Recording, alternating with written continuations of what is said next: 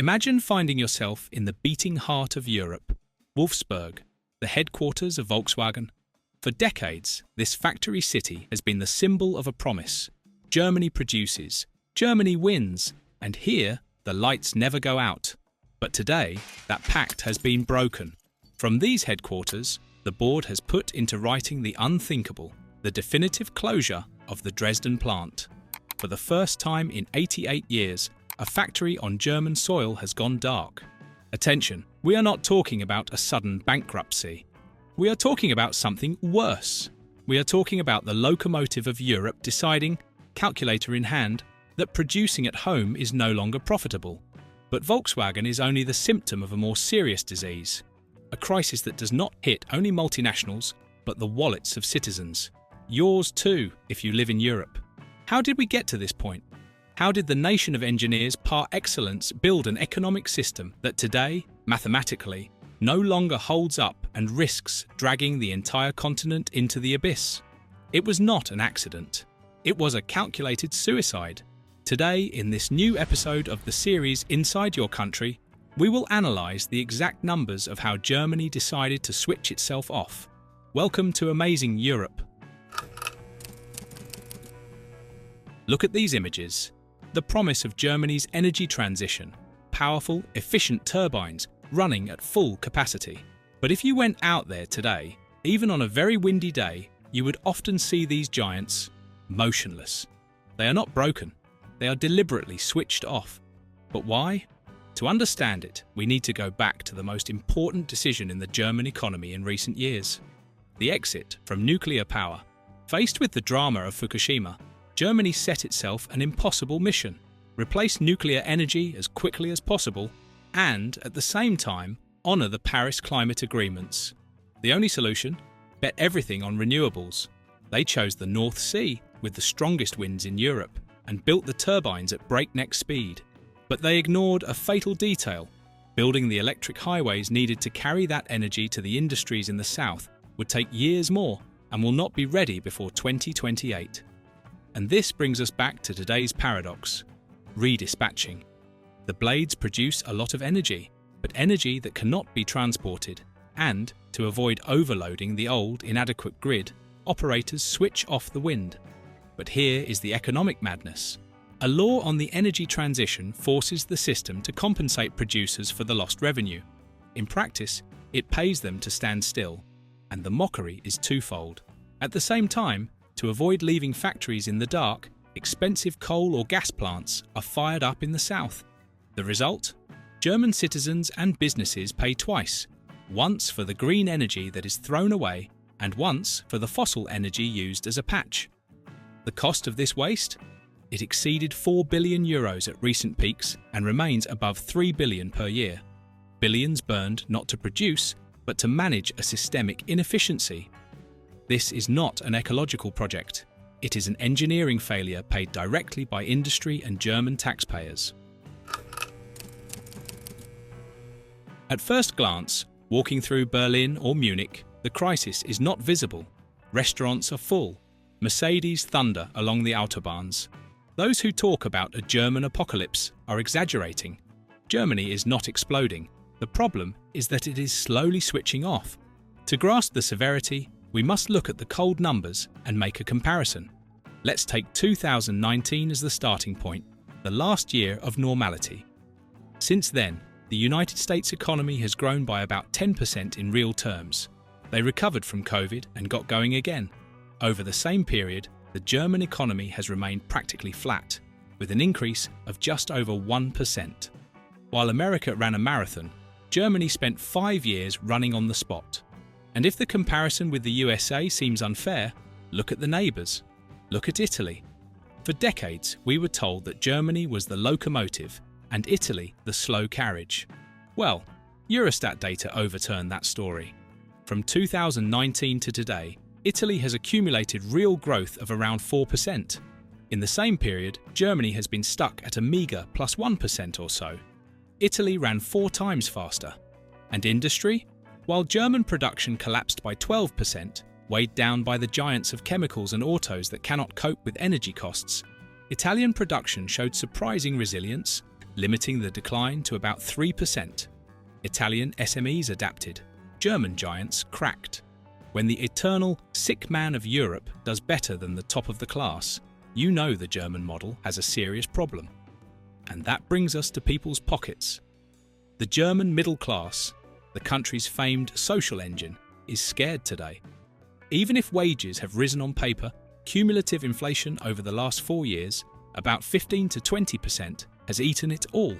In real terms, a German worker today has less purchasing power than in 2019. Returning to the comparison with Italy, in that country too, real wages have been stagnant or falling for many years, so the erosion of purchasing power is not surprising, but for Germany it is. For them, this is a cultural shock. That is why consumption is stalled. Germans have the money, but they are now far more cautious about spending it because they have realised the party is over. And the question that keeps them awake at night is, if industry leaves, what will be left for us? If you strip away the emotions and look at the German economy as a machine, you'll discover that for 20 years it ran on a magic formula built on 3 pillars. 3 bets that seemed winning, but that turned out to be deadly traps. Pillar number 1, low-cost energy. The bet was simple. Germany gave up nuclear power and in return expected almost unlimited cheap gas from Russia. It was the competitive edge of Germany's heavy industry. Today that gas is gone, and nuclear was shut down for political reasons. The result? German companies today pay roughly double for electricity compared with competitors in the United States. Note, if you look at the power exchange, prices appear lower. But once you add grid fees, system charges and excise duties, the final bill for a German steel plant remains unsustainable. They pay twice, sometimes 3 times as much as in Texas or China. For a software company, it makes little difference. But for many firms that produced steel, chemicals, or aluminium, paying double for energy meant only one thing: closure. Pillar number 2, the Chinese market. For years, the strategy was Wandel durch Handel. We sell them technology, they make us rich. China was the gold mine for German cars. But China learned. They took the technology, improved it, and now produce electric cars that are cheaper and have better software. Today, China is no longer Germany's best customer. It is its fiercest predator. Volkswagen's market shares in China are collapsing, overtaken by local brands like BYD. The old client now wants to eat the supplier. Pillar number 3, security outsourced. For decades, Germany spent crumbs on its military, 1.3% of GDP, using the money saved to fund the welfare state. The Americans provided its defense. That free lunch is over forever. The figure then rose, barely exceeding 2%. But with the NATO summit in The Hague in June 2025, reality risks changing drastically. Germany will no longer aim only for 2%, but for 5% of GDP by 2035 between defence and infrastructure security. Let's do the math, because it is terrifying. Today, Berlin struggles to find the funds for 2%. Reaching 5% means finding over 200 billion euros a year just for security. It is a monstrous sum. It means quadrupling historical spending. Where will they find that money? There is no magic. They will have to cut it from healthcare, schools, or pensions. The German social model, built on peace, cannot survive an economy of war. Here is the uncomfortable truth. The German crisis is not cyclical. It will not pass when inflation ends. The crisis exists because the 3 pillars on which Germany built its wealth, Russian gas, Chinese customers, American protection, have all collapsed at the same time. The old business model is dead, and nobody yet knows what the new one will be. And I think you've understood that this applies not only to Germany, but also to many other European countries. When the 3 pillars collapse, some are buried under the rubble, others flee. To understand who survives and who dies, we must look at 2 opposite realities: the giant and the small. The giant has a name: BASF, the world's largest chemical company, the beating heart of German industry for 160 years. BASF did the math. It looked at the energy bill in Germany, compared it with Asia, and made a decision of pure mathematical survival. While it scales back historic operations in Europe, cutting costs and divisions that are no longer competitive, it is building its future 9,000 kilometers away. In Zhanjiang, in southern China, BASF is constructing a new integrated mega-complex. The investment? 10 billion euros. It is the single largest investment in the company's history. Some consider it a betrayal, but for a multinational, this is simple accounting logic. If energy is your raw material and it is too expensive in Germany, you move where it costs less. The giant has the means to save itself. It can pack its bags. But 99% of the German economy is not made of giants. It is made of the Mittelstand, the small and medium enterprises, the machine shops, the artisan bakers. They are the small. The baker in Munich or the machine shop in Stuttgart cannot move their oven or their lathes to China. They are chained to their territory. And when the energy bill quadruples, as it did in 2022 to 2023, and bureaucracy becomes suffocating, they have only one alternative: raise prices until they lose customers or close. Trade associations are desperate, asking for a 30% cut in bureaucracy just to breathe.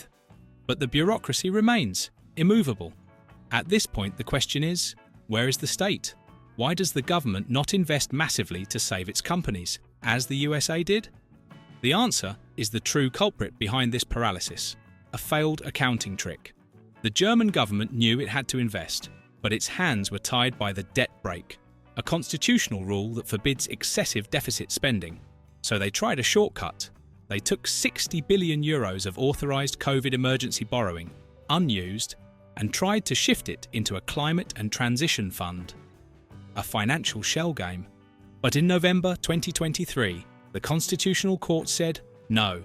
It declared the manoeuvre illegal.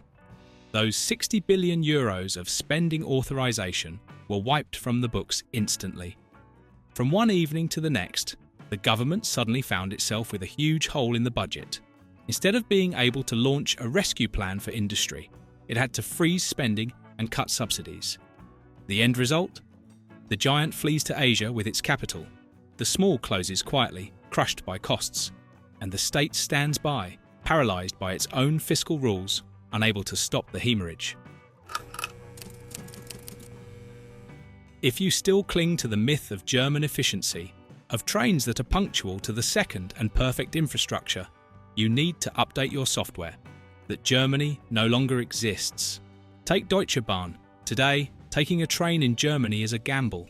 In 2024, long-distance punctuality fell below 64%.